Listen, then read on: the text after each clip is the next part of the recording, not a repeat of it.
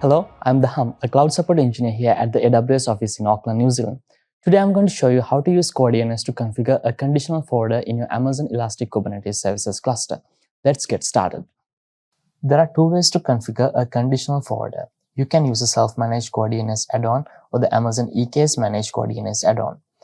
To use a self-managed add-on, run the kubectl-n kubesystem edit config map CoreDNS command to edit the CoreDNS config map. The command opens the config map in your default text editor. Scroll down to the data section. Under the core file key, add this configuration that includes your domain name and the custom DNS server's IP address. When you include this configuration in your config map, all the DNS queries that are related to the domain name are forwarded to the custom DNS server. In my example setup, I configured a custom DNS server at the IP address 10.100.145.71 and I am using cordns.custom.config.com as my domain name. After you edited the config map, save and exit the file.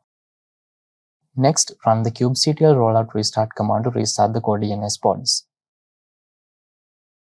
To use the Amazon EKS Manage add-on, first open the AWS Management Console and then navigate the Amazon EKS console.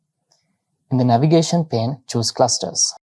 Select the name of your EKS cluster. Then choose the Add-ons tab. Select the CoreDNS add-on and then choose Edit. Scroll down to the optional configuration settings section.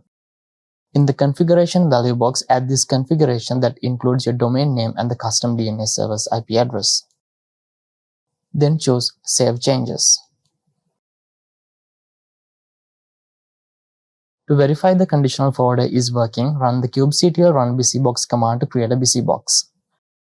Then run the kubectl exec busybox command to test whether your domain name resolves. Now we can see that cordns.custom.config.com is resolved for the IP address. So now you know how to use CoreDNS to configure a conditional forwarder in your Amazon EKS cluster. Thank you for watching and happy cloud computing from all of us here at AWS.